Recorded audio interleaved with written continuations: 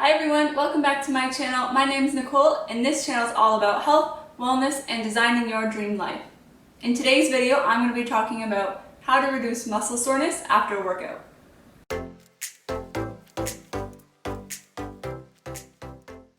I'm sure we've all been there before where you do a workout and you're just so sore the next day that you can barely even walk.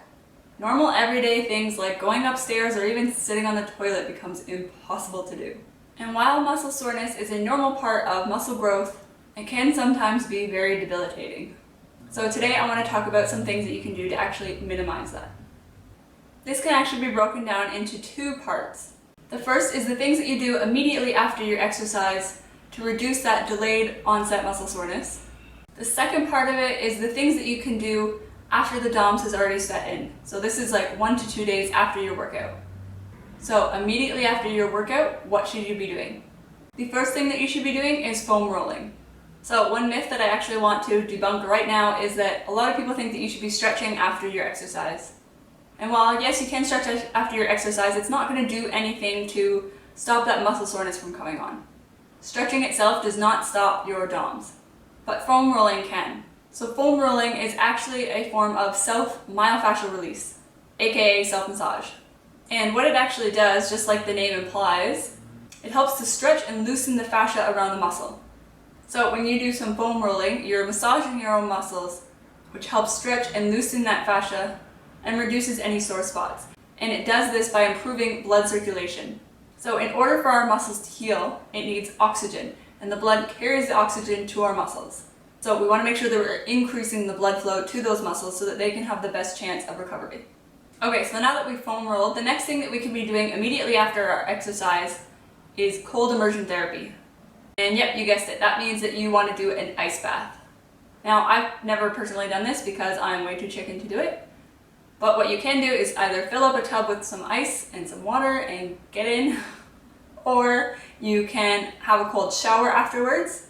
If you're like me and you're a bit too chicken to do that, what you can do is turn it on blasting cold for about a minute and then turn it back to warm for a minute until you get more used to it. Another thing that you can do is just use ice packs. If you're going to be using ice packs, make sure that you do 10 minutes on and 10 minutes off.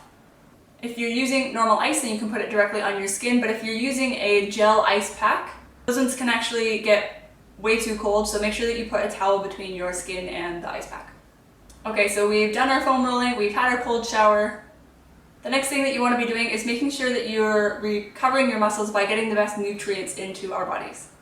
And by that I mean increasing your intake of protein and getting some BCAAs. So BCAAs are branched chain amino acids, and they're the building blocks of protein. So this is actually going to help with our muscle recovery. So when we work out and our muscles get sore, it's actually due to micro tears in the muscle. Now these micro tears aren't necessarily a bad thing, it's how our muscles grow. But if we're not actually feeding our bodies with the proper nutrients, the protein and branched chain amino acids, then it can actually have the opposite effect. So along with our protein and our branched chain amino acids, we also want to make sure that we're getting fatty acids in, so omega-3 fatty acids. And this comes from sources like salmon, walnuts, flaxseed, avocados. And what the fatty acids actually do is they're anti-inflammatory in nature. So when our muscles have these micro tears, it causes inflammation. So by eating these fatty acids, we help reduce that inflammation. And then the last thing is make sure you hydrate. So drink lots of water to help replenish our body. Okay, so those are the things you wanted to be doing immediately after your workout. And all of those things are to help reduce the inflammation that is caused by the workout. The next set of things that we want to do are things that you want to do 1 to 2 days after your workout. So this is sort of after the inflammation has subsided a bit. So for this, what we want to be doing is active recovery. So I know it's really tempting to want to just sit at home and do nothing because your muscles are really sore, you don't want to move, you don't want to walk, you don't want to lift anything.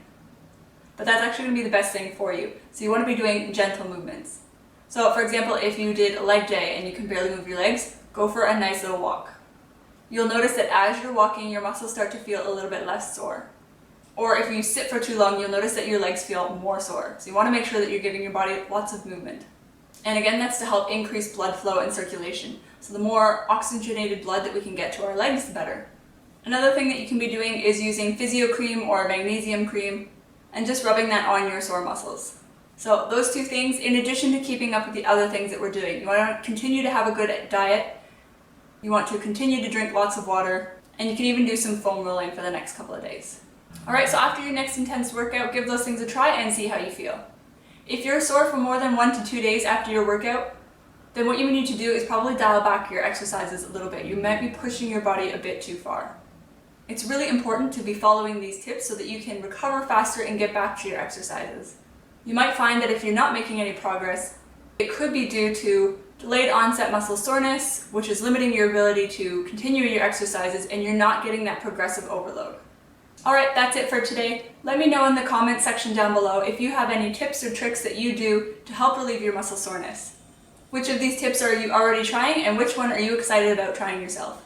If you like this video, make sure you hit that subscribe button and hit the like. It really helps support my channel. I upload new videos every single week. Alright, thanks so much for watching. I'll see you in the next one. Bye guys!